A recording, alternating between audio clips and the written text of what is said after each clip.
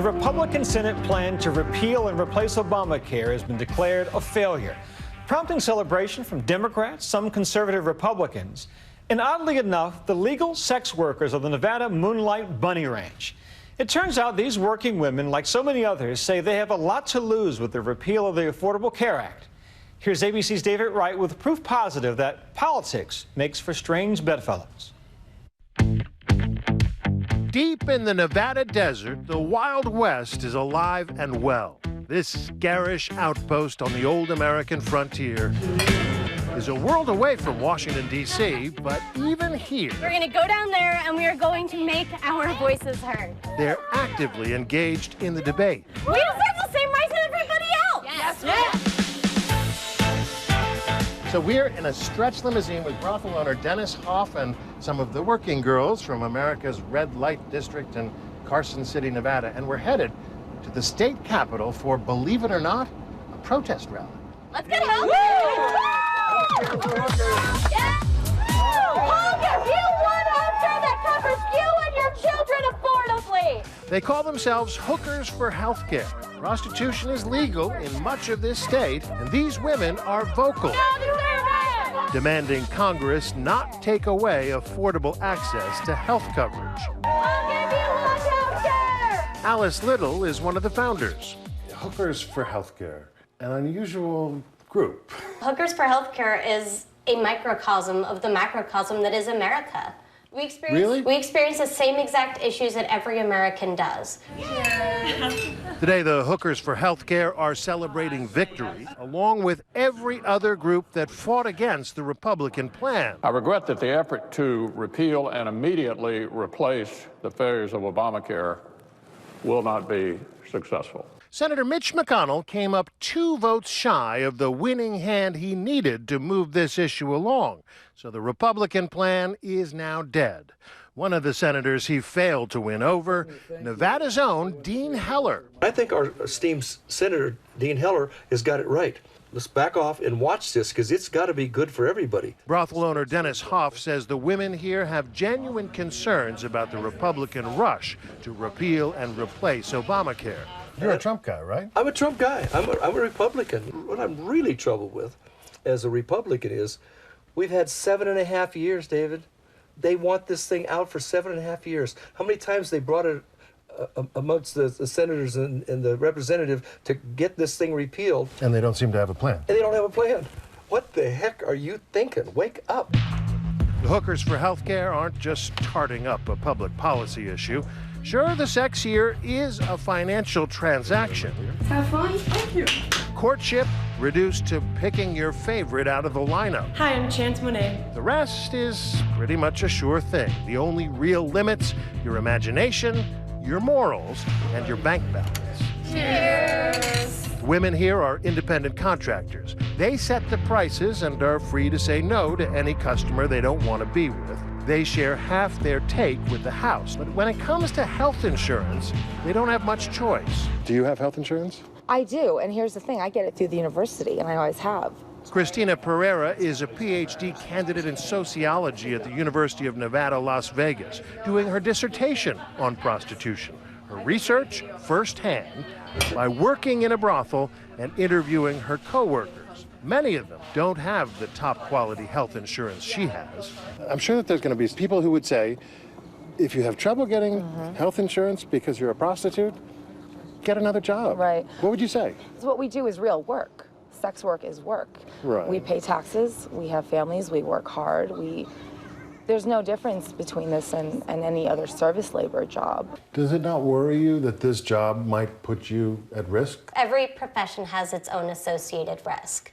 Prior to this, I was a jockey, and my risks were falling off of the horse, getting a concussion, or potentially getting killed. That's certainly a high-risk profession, and yet no one would begrudge a jockey health care coverage. In fact, you'd think that they were foolish not to have it, right?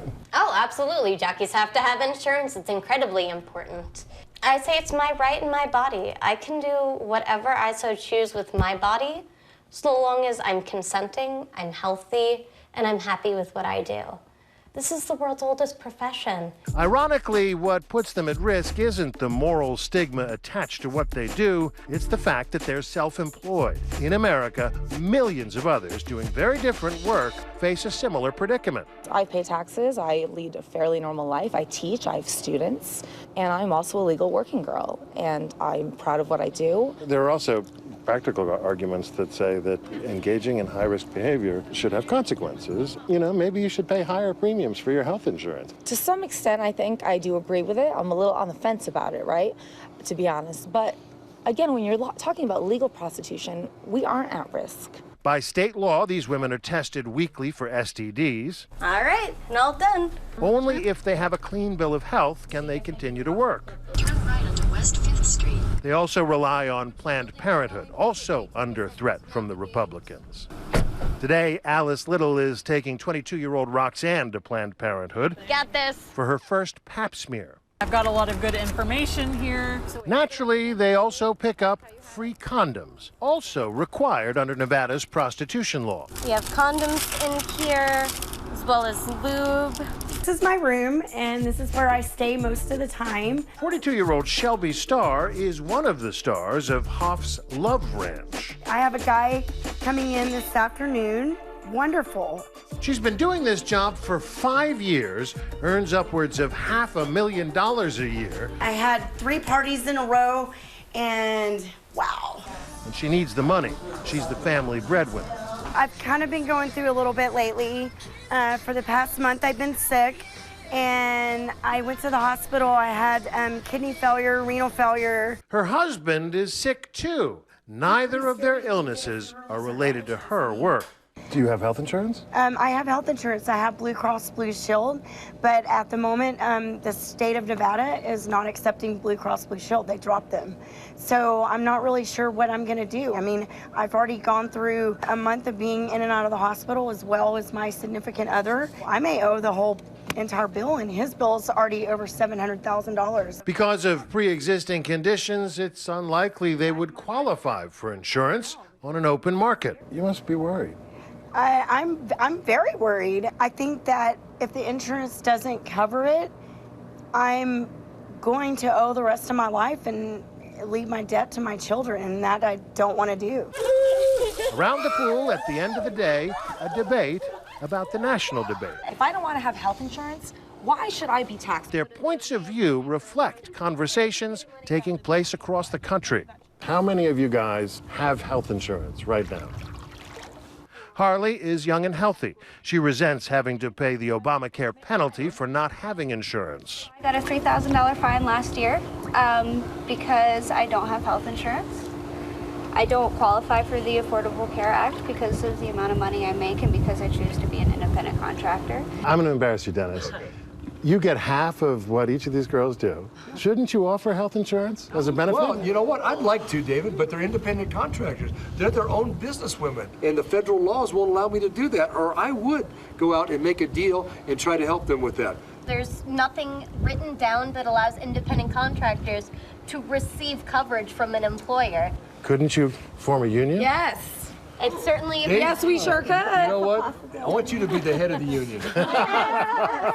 Right now, Nevada state laws regulate what they do and how they go about doing it, but the industry and the government give them no good options to protect themselves and their families. How worried are you about this whole debate? It could literally kill me. I'm incredibly worried. I don't want to see my friends die. I don't want to see my family die. It's real and it's personal, and it's scary. It's worth talking about, and it's worth fighting for. Out here on the frontier, they feel like they're fighting for their lives. I'm David Wright for Nightline in Carson City, Nevada.